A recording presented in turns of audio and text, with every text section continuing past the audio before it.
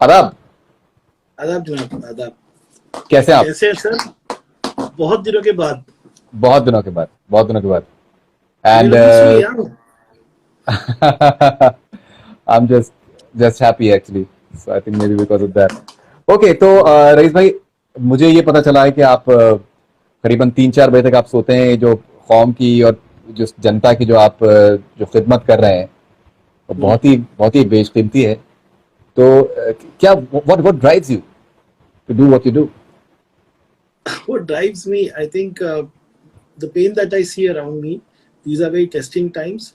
And जब से मैं बहुत, आप तो जानते हैं, मेरे यूथ ईयर्स में आपने मुझसे कनेक्ट किया था।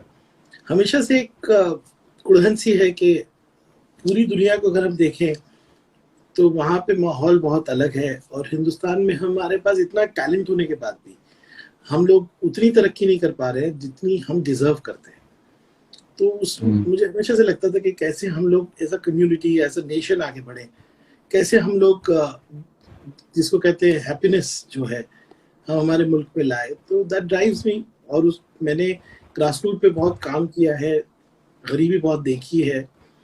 तो मुझे हमेशा लगता है कि हर बच्चे को, हर इंसान को एक अपॉर्चुनिटी मिलनी चाहिए एक अच्छी जिंदगी जीने की।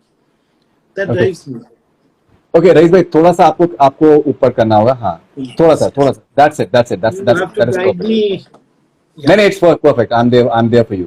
तो रईस भाई, मैं जैसे मैं आई थिंक सब लोग जो देख रहे हैं इस वक्त, काफी लोग आपके आपके जानने वाले भी, आपके आपके मोहब्बत करने वाले भी देख रहे हैं इस वक्त आपको लाइव। तो जैसे आपने जिक्र किया कि आपसे मुलाकात मेरी बहुत साल पहले हुई थी, तो मैं सब बताना चाहूंगा सब लोगों के, आज से 20 साल पहले 2000 में जब मैं बॉम्बे आया था, और मैं बाइकला में मैं रहता था, और मैं फ्रीलांसिंग कर रहा था। तो बहुत से डॉट कॉम्स आए हुए थे, और मेरे पास एक प्रोजेक्ट था। तो मुझे कंप्यूटर चाहिए था, और हायर पे। एंड आई केम टू समाउ know you, and you help me at that point of time. और मुझे बहुत ही कम कॉस्ट पे आपने मुझे कंप्यूटर, मुझे सेकंड हैंड कंप्यूटर आपने मुझे हायर, मुझे आप रेंट करवाया था। उसके बाद फिर आपने जो आप मेरे मेरे कमरे पे आप पर्सनली आप खुद आए थे, और मुझे अच्छे तरीके से याद है। तो मतलब मुझे बॉम्बे में ऐसा लगा ही नहीं कि मेरा कोई है नहीं यहाँ पर। और उसके बाद फिर जैसे आपने शाहब भाई से आपने मेरी तारुफ करवाया, शालीमार होटल के जो ओनर थे, और वहां पर आपने मुझे प्रोजेक्ट दिलवाया। तो मतलब मैं आपसे ये कहना चाहूंगा बाकी सब लोगों से कि आप जो लोग आपकी जो तारीफ करते हैं कि आप वाकई में दिल से कौम की आप खिदमत करते हैं, मतलब you are an MLA from Bhiwandi, but you are basically a social worker at heart.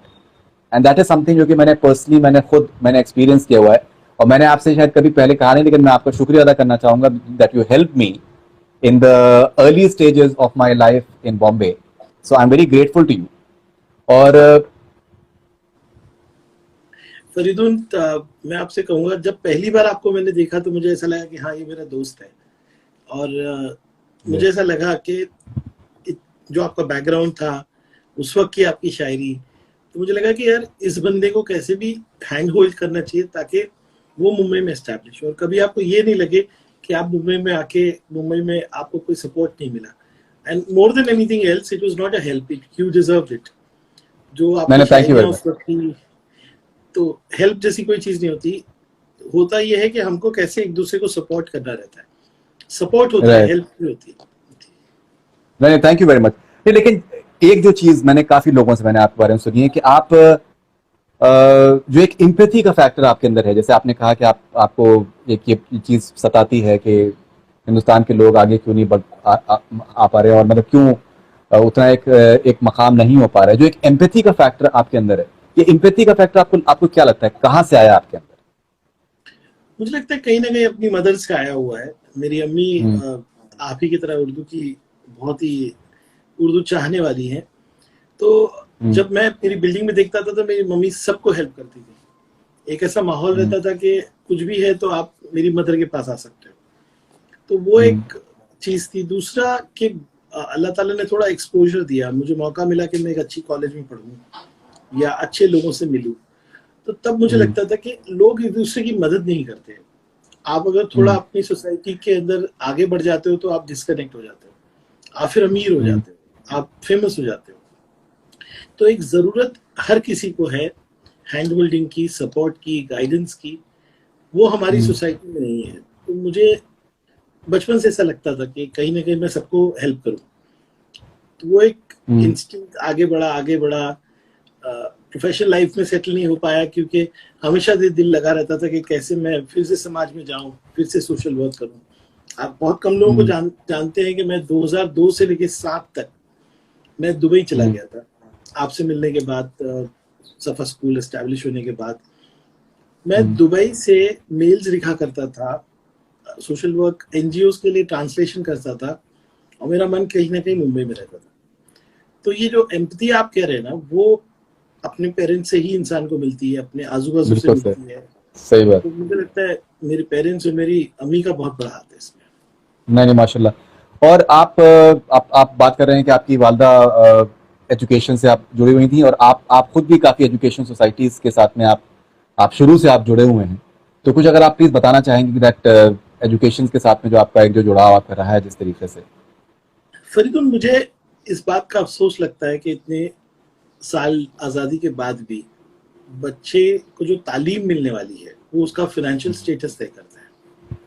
Municipal school में जाके एक बच्चे को आप अगर देखेंगे, क्योंकि वो बच्चे की तो मर्जी नहीं होती कि वो म्युनिसिपल स्कूल में जाए, लेकिन उसकी फाइनेंशियल स्टेटस डिसाइड करती है कि वो म्युनिसिपल स्कूल में जाएगा। अगर मेरी बच्ची है, मेरे पास पैसे हैं, तो डिसाइड होता है कि वो आईबी में जाएगी। तो हम तो बिल्कुल इनिशियल स्टेज पे ही एक बैरियर क्रिएट कर रहे हैं, इक्वल अपॉर्चुनिटी नहीं दे रहे हैं। हिंदुस्तान इस बुनियाद पे नहीं बना, हिंदुस्तान सोशलिज्म पे बना, इक्वल अपॉर्चुनिटी पे बना। तो हम लोग कोशिशें कर रहे हैं कि कैसे हम पब्लिक एजुकेशन का मैार ऊपर लाए। आज आपको पता है, मैं बीएमसी में 9 साल से काम कर रहा हूँ जी।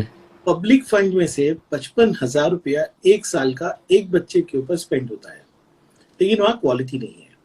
और यहाँ पर जो है प्राइवेट स्कूल के अंदर बच्चा पढ़ रहा है, उसकी हेल्थ भी देखी जा रही है, उसका स्पोर्ट्स भी देखा जा रहा है, म्यूजिक भी वो सीख रहा है, वो एकेडमिक्स में भी अच्छा बन रहा है। तो ये हम इक्वल प्लेटफॉर्म नहीं दे पा रहे। तो ये जो गैप है, इसको हम कम करना या अल्टीमेटली इसको हम खत्म करना चाहते हैं। इसके लिए हमने काफ़ी इनिशिएटिव्स लिए हैं। मुझे बड़ी खुशी है इस बात की कि कम से कम एक स्कूल में ऐसा चला रहा हूँ जहाँ पे क्राइस्ट चर्च प्राइवेट स्कूल हमें मदद कर रही है, और तालीम का मैार जो है उसका प्राइवेट तक हम ला पाए। मुफ्त तालीम दे रहे हैं, फ्री एजुकेशन दे रहे हैं। लेकिन एक स्कूल और 400 बच्चों से मुल्क नहीं बदलेगा। मुल्क तब बदलेगा जब हमारी पॉलिसीज ऐसी होगी, जब हमारी गवर्नेंस ऐसी होगी कि हम आखिरी बच्चे तक, समाज के आखिरी शख्स तक क्वालिटी ऑफ एजुकेशन प्रोवाइड करेंगे। आप भिवंडी में आएंगे, हमारे पास म्युनिसिपल स्कूल में 28,000 बच्चे हैं। आप रो दोगे देख के कि आप 50 बच्चों के कमरे में एक ट्यूबलाइट और एक फैन, बच्चियां टॉयलेट नहीं है उनके पास, वो स्कूल के अंदर आजू बाजू के घरों में टॉयलेट चली जाती हैं। तो आप बताइए ना, हम कैसे खुश रह सकते हैं? हम तभी खुश रह सकते हैं कि मुल्क का हर शख्स कम से कम बेयर मिनिमम लेवल पर आ जाए। मेरी जितनी भी कंस्टिट्यूंसीज में मैंने काम किया, मैं शिवाजी नगर गोवंडी में काम किया, मैंने मदनपुरे में काम किया, अब भिवंडी में काम कर रहा हूँ। मैं समाज के हर शख्स से कह रहा हूँ कि please educate people and contribute to education, not only money but contribute by way of teaching, contribute by way of holding hand of a family. अब हमने ये कॉन्सेप्ट किया कि 400 फैमिलीज हमारे पास है, हम 400 फैमिलीज का हाथ पकड़ रहे हैं। मुझे बहुत खुशी है कि स्कूल में जब बच्चा पढ़ रहा था, माए मेरे पास आई और उन्होंने कहा कि हम इंग्लिश सीखना चाहते हैं। क्यों सीखना चाहते हैं? English is more commercial now. आपकी जॉब मिलने में आपको वो जबान काम आती है। तो ये चीजें हैं, एजुकेशन कोर है। अगर इस पर कायदे से काम हो जाए तो आप क्वालिटी ऑफ लाइफ हिंदुस्तान में लोगों की देखेंगे, आप इम्प्रूव होगी, क्योंकि वो बच्चा खुद ही इतना खुद मुख्तार हो जाएगा तालीम के जरिए कि वो फिर फेल नहीं होगा। मुझे ऐसा लगता है। जी बिल्कुल। लेकिन रईस भाई, काफी बार ये भी सुनने में आता है कि अपॉर्चुनिटीज एक बार को होती हैं, लेकिन सामने से पेरेंट्स या बच्चे जो हैं वो खुद ही मे बी मॉडर्न एजुकेशन को शायद नहीं करना चाहते हैं। दे प्रेफर मोर कि भाई किसी काम में लग जाए या कुछ हो जाए। आपको लगता है कि वो एक बैरियर है कहीं? हाँ, ये बात सही है फरीदुन, तुमने बहुत ही संजीदा बात कही है कि हालात ऐसे रहते हैं घर के कि जैसे ही बच्चा 8 साल 10 साल का हुआ तो माँ बाप चाहते हैं कि रोजी रोटी कमाए, कि भाई कुछ घर में लाए। गवर्नमेंट ने ये किया है कि गवर्नमेंट ने ऐसी भी पॉलिसीज बनाई है कि वो बच्चे जो तालीम करना चाहते हैं तो उनके घर तक कुछ चीजें पहुंचे, जैसे गैस फ्री मिल जाए उनको, जैसे कि अनाज फ्री मिल जाए उनको, ताकि वो अपने बच्चों को चाइल्ड लेबर में न डाले। लेकिन ये चीज आपकी सही है कि रूरल एरियाज में खास तौर से, जैसे भिवंडी में आप कह सकते हैं, बच्चा 10 साल का बच्चा किसी न किसी प्रोफेशन में लग जाता है। तो ये रिप्रेजेंटेटिव्स की, जो लोग रिप्रेजेंट करते हैं उस इलाके को, उनका फेलियर है। आपको वैसा मैकेनिज्म बनाना चाहिए कि कम से कम जो बेयर मिनिमम न्यूट्रिशन है, जो बेयर मिनिमम जरूरत है घर की, वो किसी न किसी तरह से पूरी हो जाए। सरकार की योजनाएं हैं, अगर आप मुझसे पूछेंगे तो कोई भूखा नहीं रहे, शेल्टर किसी के पास न रहे, ऐसी पॉलिसीज हैं, लेकिन हम पहुंचा नहीं पाते।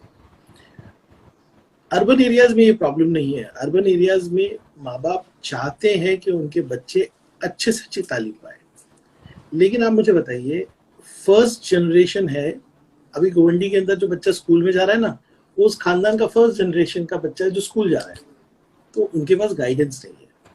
उनको गाइडेंस अगर हम दे, अगर उनका हैंड होल्ड करे तो वो एजुकेशन पा लेगा। पर ये बहुत संजीदा बात है कि हाँ, चाइल्ड लेबर एग्जिस्ट करता है, चाइल्ड लेबर मजबूरी है। तो ऐसे बच्चों को हमको, ऐसा चाइल्ड लेबर नहीं कि वो मिट्टी उठा रहे हैं, उसको कुछ ना कुछ स्किल दिए, हम कुछ ऐसी तालीम दे जिससे वो अपना रोजगार अच्छे से कर पाए और साथ में तालीम भी ले पाए। हकीकत है, मैं चाइल्ड लेबर को सपोर्ट नहीं कर रहा, लेकिन जो आपने बात कही वो भी बहुत प्रैक्टिकल बात है कि बच्चे का एजुकेशन पूरा होना चाहिए। आप उसको कितना भी माँ बाप को बोलेंगे कि इसको काम पे मत भेजो, जरूर भेजने वाला है। तो वो बच्चा काम जो थोड़ा बहुत कर सके, उसकी फिजिकल लिमिटेशंस को देखते हुए करे और साथ में एजुकेशन ले, ये निजाम बनाने के लिए प्रैक्टिकल बात है। Right, okay. हम लोग अभी कोविड में आपने कमाल का आपने काम किया, हम लोग will come to that shortly. लेकिन फैक्ट ये है कि आप हेल्थ केयर के ऊपर आप काफी टाइम से काम कर रहे हैं।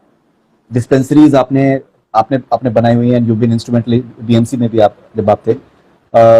कब से आपको इस चीज का क्यों एहसास हुआ कि health care is something that is very very important in a country like in a place like Mumbai for example? Madanpur से आपने स्टार्ट। इंसान जो होता है ना, गरीब इंसान का सबसे बड़ा एक्सपेंडिचर होता है मेडिकल एक्सपेंस, क्योंकि खाने पीने के बाद बच्चों की पढ़ाई को थोड़ा सा पैसा देके, क्योंकि उसको इतनी समझ नहीं होती, वो access to government public health care is very bad. मुझे लगता है कि जैसे फ्री एजुकेशन की जरूरत है, यूनिवर्सल फ्री हेल्थ केयर भी देना जरूरी है। एक बंदा अगर डॉक्टर के पास जाता है, प्राइवेट लैब में जाएगा ना, तो उसको सिर्फ पैथोलॉजिकल टेस्ट करने के लिए उसको आज 500 से लेके 5,000 रुपए देने पड़ते हैं। मुंबई में हमने ये किया है कि एक अच्छी डिस्पेंसरी जहाँ पे एमबीबीएस डॉक्टर्स रहे, मैंने गोवंडी में भी किया है, मैंने मदनपुरे में भी किया है, प्लस जितने पैथोलॉजिकल टेस्ट है वो 50 रुपए में हम करके देते हैं, और जो टेस्ट 10-10, 15-15 हजार के, वो 150 रुपए में करके देते हैं। आप फरीदुन मेरी लॉजिक समझो, अगर मैंने एक गरीब का सालाना 2-5 हजार रुपया भी हेल्थ केयर में बचा दिया, वो मैं उसको उसके घर पे फ्री दे रहा हूँ, यानी वो रकम उसके घर पे बचेगी, वो अपने बच्चों के लिए इस्तेमाल करेगा। दूसरा एक सेगमेंट है, मैं आपको बताऊं, बुजुर्ग। अब मेरे साथ है ना, किसी भी एरिया में, मिडिल क्लास एरिया में चलिए जहाँ पे छोटे कमरे हैं, बुजुर्ग ना सबसे एडवांटेज आदमी होता है, और बुजुर्ग को हेल्थ केयर की सबसे ज्यादा जरूरत होती है। वो अपने जेब में ना रखा रहता है कि मुझे ये टेस्ट कराना है, मुझे ईसीजी कराना है, मुझे ब्लड टेस्ट कराना है, मुझे ये दवाई की जरूरत है। कभी घर में मिलती है, बेटा या बेटी दे पाते हैं, कभी नहीं दे पाते। आप अपनी लिस्ट में देख लीजिए, बुजुर्ग सबसे लास्ट में आता है घर में। तो जो हेल्थ इंफ्रास्ट्रक्चर हमने बनाया है, मेरे बुजुर्ग वहां पे जाते हैं, अपने टेस्ट कराते हैं। देखिए छोटी चीज है, ब्लड प्रेशर रोज चेक करना है या डायबिटीज चेक करना है, ये सब मुफ्त करा दिया हमने। बल्कि हमने यूनानी को जिंदा किया, हमने हकीम अजगर खान के नाम पे एक डिस्पेंसरी चालू की। यूनानी के ऊपर लोगों को बहुत भरोसा है, आपकी इम्यूनिटी के लिए। आज इम्यूनिटी के लिए आपको यूनानी जरूरी है, आपके जोड़ों के दर्द के लिए, मतलब आर्थराइटिस के लिए। मेरे जितने बुजुर्ग हैं मदनपुरे के, और आप यकीन मानेंगे मुंब्रा से लोग आते हैं यूनानी के लिए। तो जो कॉन्सेप्ट मेरा बहुत सिंपल है कि मैं कुछ चीजें फ्री और अच्छी मयारी दे दूं जो अदरवाइज वो फैमिली मार्केट में जाकर ज्यादा दाम में ले रही थी, वो करने से उस फैमिली को मैं सपोर्ट कर देता हूँ। अभी हमने एडमिशन दिया है 400 लोगों को। ये बच्चे अगर प्राइवेट सेक्टर में पढ़ते, क्योंकि इनके पेरेंट्स म्युनिसिपल स्कूल में नहीं पढ़ाते क्योंकि तालीम का मैार अच्छा नहीं, तालीम का मैार हमने ऊपर किया। आज नर्सरी और किंडरगार्टन के लिए 40 से 50 हजार रुपया फैमिली को सालाना फीस देनी पड़ती है। आप अगर म्युनिसिपल स्कूल में आए तो पैसे बच गए आपके, then you can plan for something good. वही घर में फ्रिज आ जाएगा, टीवी आ जाएगा, या कोई उनका कोई एक्सपेंडिचर हो हेल्थ कोई और का, तो वो हो जाएगा। तो हमने हेल्थ केयर पे बहुत ध्यान दिया है और आगे भी भिवंडी में हमारे प्लान है। मैटर्निटी की ले लीजिए बात, फिर आपको बहुत सुन के ताज्जुब होगा कि मेरे 6 महीने में मदन ये भिवंडी के अंदर मैं हर हफ्ते एक प्रेगनेंसी डेथ देखता हूँ। वो प्रेगनेंसी में आती है और लड़की उसकी 3rd या 4th सिजेरियन होती है और फिर डेथ हो जाती है। इसके 2 कारण है, हमारा हेल्थ केयर अच्छा नहीं है भिवंडी में, दूसरा हमारी मुस्लिम महिलाएं जो हैं, बच्चियां हैं खास तौर से, वो डाइट सही से नहीं लेती। तो हेल्थ केयर पे काम इसलिए करना है क्योंकि अल्टीमेटली आप जिंदगी बचा रहे हो।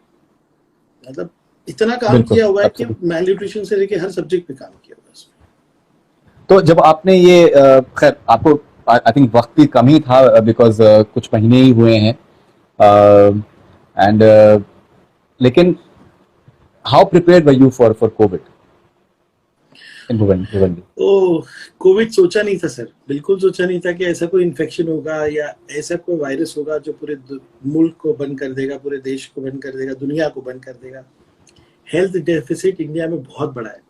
आपको ताज्जुब होगा, Maharashtra spends less than 2% on health, और भिवंडी तो इतना निगलेक्टेड था कि हमारा जो अस्पताल था, एक ही सरकारी अस्पताल है, उसमें 4 वेंटिलेटर थे और ये हालत थी कि वहाँ डॉक्टर्स नहीं, कुछ नहीं, बेड नहीं, ऑक्सीजन नहीं। आप समझ लीजिए एक भूत खंडर में हम गए। फिर उसके बाद हमने कोशिश ये की कि कैसे हम इंफ्रास्ट्रक्चर को स्पीडी वे में बना सकते हैं। आज मुझे खुशी है कि आईजीएम अस्पताल में जो 4 खटारा वेंटिलेटर थे उसकी जगह पे आज 11 है। आज हमारे पास बाईपैप है, सेंट्रल गैस पाइपलाइन है और बहुत इंफ्रास्ट्रक्चर की इंप्रूवमेंट की कोशिश की गई। लेकिन आप 2 महीने में इंफ्रास्ट्रक्चर को आर्ग्यूमेंट नहीं कर सकते, खड़ा नहीं कर सकते। हमने मदद ली मुंबई की, थाना की। और कोविड, आपको बताऊं मैं, लोग ना कोविड से खामखा घबरा रहे हैं। कोविड एक इन्फेक्शन है सर्दी खांसी की तरह। आप सोचिए कि आपको कोई इन्फेक्शन हो जाए और आप लापरवाही कर लें तो वो इन्फेक्शन जानलेवा बन सकता है। कोविड लोग क्या कर रहे हैं कि कोविड से इतना डरे हुए हैं, खासतौर से मुसलमान। आपको पता है, कल मैं एक मस्जिद में गया था, हमने मस्जिद के अंदर दवाखाना बनाया क्योंकि मस्जिद के माहौल को देख के लोगों को लग रहा है कि हाँ भाई यहाँ हम सेफ हैं, और आधी बीमारी चले आ रही है। और फिर वहां पे दवाई लेके, डॉक्टर्स की छोटी छोटी चीजों की दवाई लेके लोग अपने आप को महफूज फील कर रहे हैं। अवेयरनेस नहीं है, जनरल पब्लिक हेल्थ में डेफिसिट है, और कोविड ने आके सब कॉम्प्लिकेट कर दिया है। लेकिन अभी मुझे खुशी है कि भिवंडी में हमारे पास जितने केसेस है उनको डबल होने में अब 23 दिन लगेंगे। मतलब हमारा ये जो रेशियो था, जिसको डबलिंग रेशियो कहते हैं, वो इम्प्रूव हो रहा है। डेथ रेट हमारा एकदम कम जा रहा है। लेकिन ये जो मौतें हुई हैं, 200-250 मौतें हुई हैं, ये भी नहीं होती अगर लोग सिंपल समझते कि कोविड का इलाज ले लेना चाहिए, वक्त पे ले लेना चाहिए। और लोग इतनी बात समझ लेते कि भाई अगर मुझे कोविड हो गया है तो मैं एक कमरे में महफूज हो जाऊं, या मैं सरकारी किसी क्वारंटाइन सेंटर में चला जाऊं, मुझे 14 दिन रहते हैं।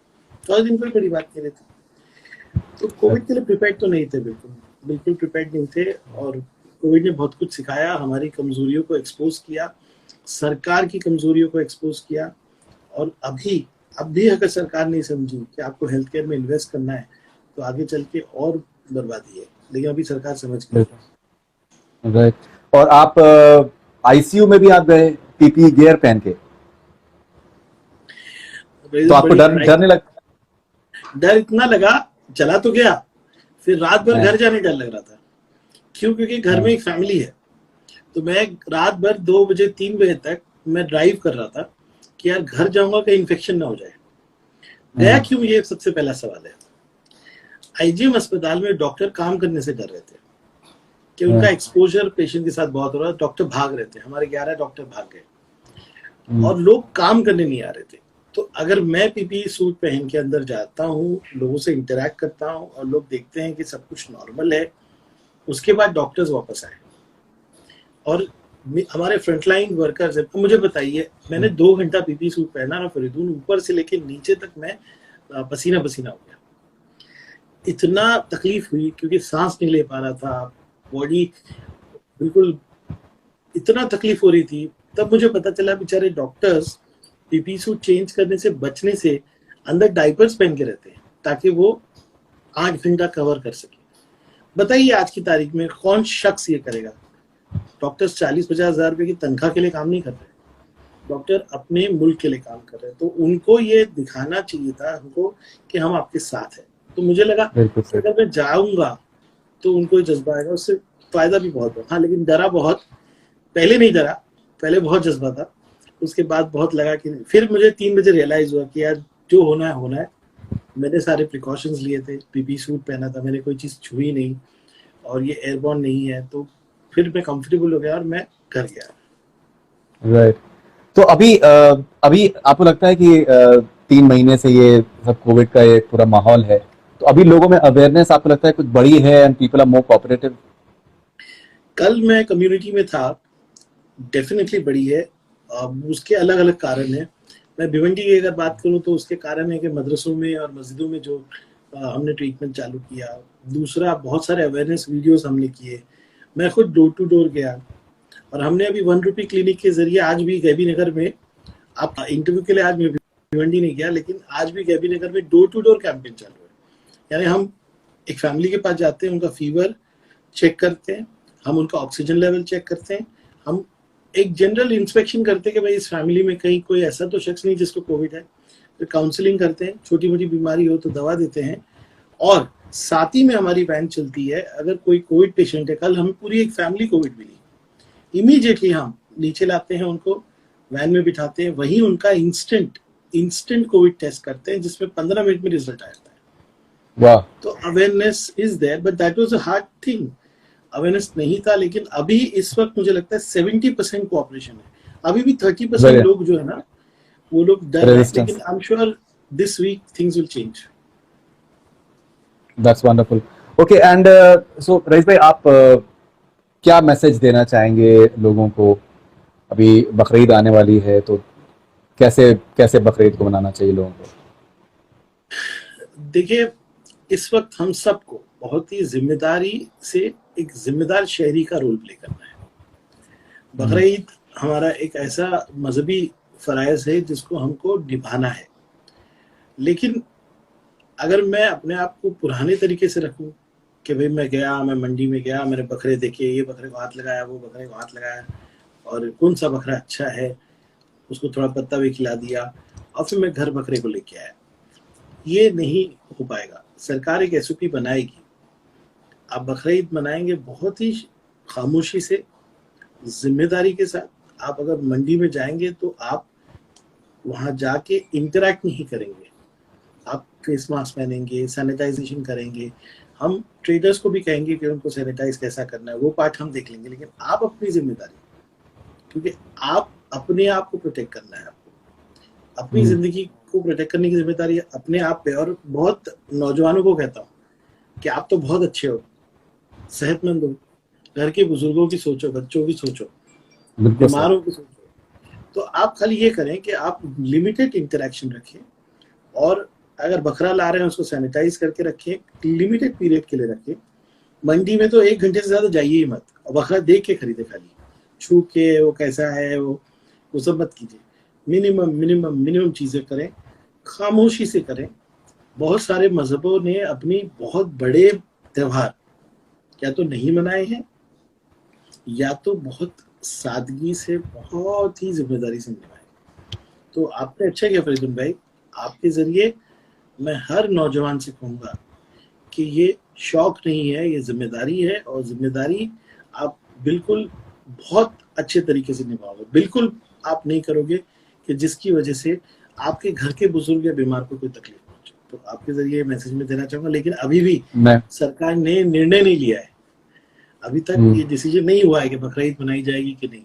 हमारी कोशिश जारी है, लेकिन अगर रईस शेख जाकर गवर्नमेंट से कहेगा कि हमारी कौम जिम्मेदारी से पेश आएगी, तो आपका फर्ज है कि मेरी जबान खारिज ना हो, आप जिम्मेदारी से बोलेंगे।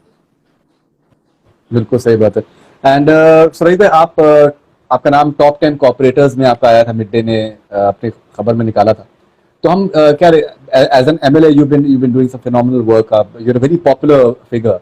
आप कहने को आप एमएलए हैं, पर लेकिन पूरे हिंदुस्तान भर में लोग आपको जानते हैं। आपको बहुत से इन्फ्लुएंसर्स और पॉलिटिशियंस एंड मीडिया के लोग आपको आपके काम को सराहते हैं एंड अप्रिशिएट करते हैं। तो क्या हम आपका मतलब क्या आपकी एम्बिशन क्या है as a politician? Do we see you as a member of parliament at some stage? What exactly is it that we can hope from Rais Shaikh? देखिए, मैं कॉर्पोरेटर बना वो भी एक्सीडेंट था, मैं एमएलए बना वो भी बिल्कुल डिफरेंट सर्कमस्टांसेस में बना। एम्बिशन पोजीशन से नहीं डिफाइन होता है, एम्बिशन इससे डिफाइन होता है कि आपने अपनी जिंदगी के 20-25 साल जिस मौजू को दिए हैं कि आप तब्दीली लाओगे, आप ग्राउंड पे तब्दीली लाओगे, आप लोगों की जिंदगी में एक फर्क लाओगे। जब तक वो होते नहीं दिखता है तो एम्बिशन जिंदा रहता है।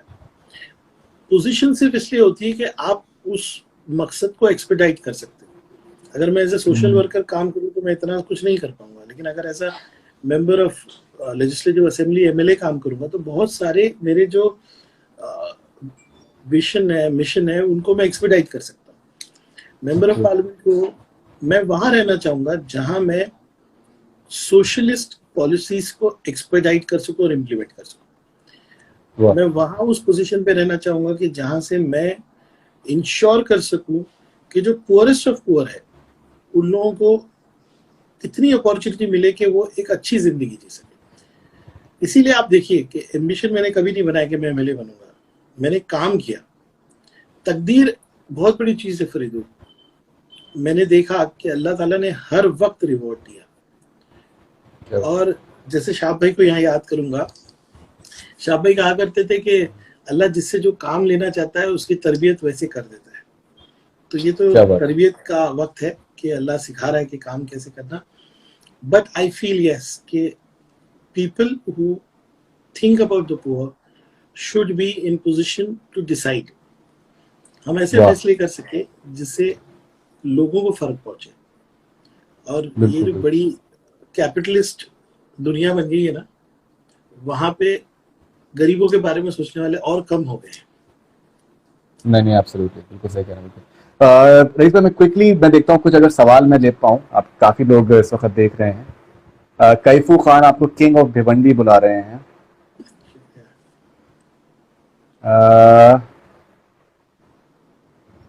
King of Bhiwandi once again. काम बोलता है, फरहान से काम बोलता है।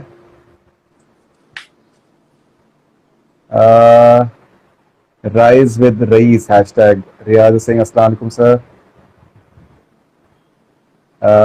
आलमगीर सिंह जिंदाबाद जिंदाबाद। अली सुल्ताना सिंह अस्सलाम वालेकुम। ओके, बिल्कुल सही है sir. Rise with Rais, great work sir, best MLA ever ये बात कह रहे हैं। Gullu Patel Singh nice speaking and absolutely right. Sufi Ansar Singh please do something on Torrent Power also in Bhiwandi city. उसमें मैं बोलना चाहता हूँ टोरेंट पावर पे। देखिए हमारे यहाँ ना फरीदू ने एक कंपनी है जो पावर सप्लाई करती है और उसने एग्जॉर्बिटेंट बिल्स दिए हुए। फरीदून साहब, यही बात है, सरकार का हिस्सा हूं मैं, लेकिन मैं सरकार से नाराज हूं। सरकार को 3 महीने की बिजली मुफ्त करनी चाहिए कम से कम ऐसे लोगों की जिनके छोटे घर है। मैं पावर मिनिस्टर के पास गया, पर मुझे नाउम्मीदी होती है क्योंकि गरीबों के फैसले नहीं किए जाते। आप इंडस्ट्रीज को क्या छूट देना है, किसानों को क्या देना है, उस पर काम कर रहे हो, लेकिन टोरेंट पावर जैसी कंपनी जो हमको एग्जॉर्बिटेंट बिल भेज रही है उस पर फैसले नहीं होते। मैं हर वो शख्स जो आज टोरेंट पावर के लिए कह रहा है फरीदून भाई के जरिए, उनको वादा करता हूं कि इस टोरेंट पावर को भिवंडी में हम ठीक करने का काम करेंगे। सरकार से हमारी लड़ाई हमेशा रहेगी और ये टोरेंट जो है ना, इसको ताकत मिलती है गवर्नमेंट से। गवर्नमेंट को हम जैसी असेंबली चालू होगी घेरेंगे कि आपको 3 महीने के हमारे बिल, कम से कम वो लोग जिनके घर छोटे हैं उनके बिल माफ करने पड़ेंगे। ये लड़ाई मैं लड़ रहा हूँ और ये लड़ाई इंशाल्लाह हम लड़ते रहेंगे। Okay, ये Riyasif है, he's saying his contribution in the field of education is exceptional. Uh,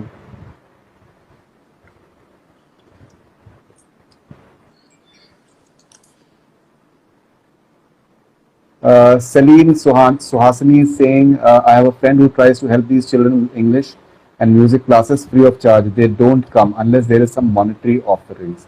तो ये once again वो यही कहना चाह रही हैं कि सलीम सुहासिनी कि that हम उनको फ्री में बच्चों को इंग्लिश और म्यूजिक क्लासेस देना चाहते हैं, लेकिन वो जब तक कोई पैसा उनको नहीं दिया जाएगा तो वो आते नहीं है इन द सेंस। तो ऐसा वो नहीं एक है, आप अगर सुहासिनी हमको कांटेक्ट करें तो हमारे पेरेंट्स स्कूल्स में parents don't bother to send. तो Suhasini, I think you should try and contact Rais भाई's टीम एंड सी, बिकॉज वो कह रही है कि parents don't bother to send them, that's what she is saying. My experience is little different. Absolutely practical, but these parents look at money coming in. Okay. Mohammad Azainuddin is saying, feeling good for such a needed topic are discussing. Gee Tasari is saying, education needs to be given like basics. Bhivandi.stan is saying, child laboring is a big issue. Geeta Sari is saying, true, but healthcare has become business. Asad Anand is saying, Raiz Bhai Zindabad. Okay, Celine Swasni is saying, Faridun, please guide, how do I help? So Swasni, you should try and contact Raiz Bhai's team, and I'm sure that they would love to take your services for giving free music and English lessons. Thank you very much for your effort. Safura Ansari is saying, biggest fan of yours, Bhiwandi को आप जैसे leader की ही जरूरत थी sir. सफूर Ansari कह रही हैं, only rice भाई। सफूर अंसारी सिंह, अगर ऐसे ही लीडर एक बार पूरे हिंदुस्तान को मिल जाए तो गोल्डन बर्ड कहलाने वाला वक्त लौट आएगा।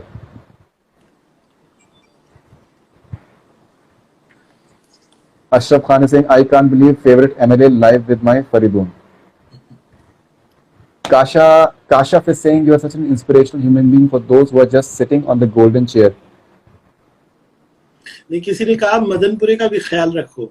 मदनपुरा मेरे दिल में रहेगा और हमेशा पूरा ख्याल रखूंगा।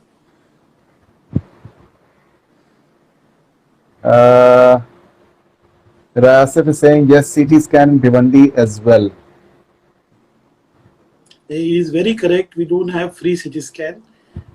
कोविड के बाद ये इंफ्रास्ट्रक्चर हम लोग बढ़ाते रहेंगे और बढ़ाने का पूरा प्लान है हमारा। सुहेल is saying, रईस भाई की वजह से भिवंडी डेवलप हो रहा है। Shanya wa Shashi is saying, we appreciate your work towards Bhiwandi and thanks for being on Bhiwandi looking. Sahil is saying, इंशाल्लाह 5 साल में भिवंडी भी बदल जाएगा गोवंडी और मदनपुरा की तरह। Rajan Palani is saying, every constituency should be blessed with visionary MLA like Raiz Bhai. Kashaf is saying, sir, Bhiwandi को आप जैसे लीडर की जरूरत थी, only you deserve golden seat.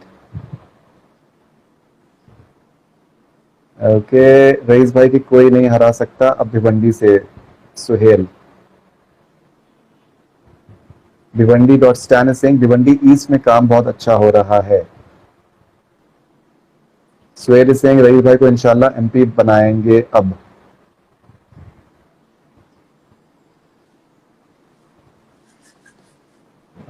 Bhiwandi.stan से भिवंडी वेस्ट की हालतों पर थोड़ा गौर करिए, थोड़ा hope from only you sir.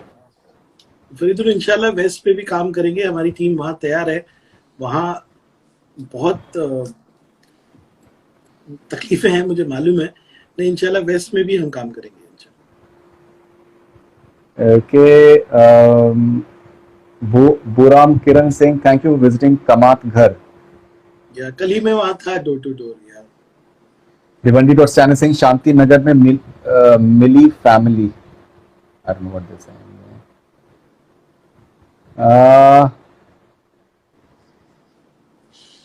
Okay.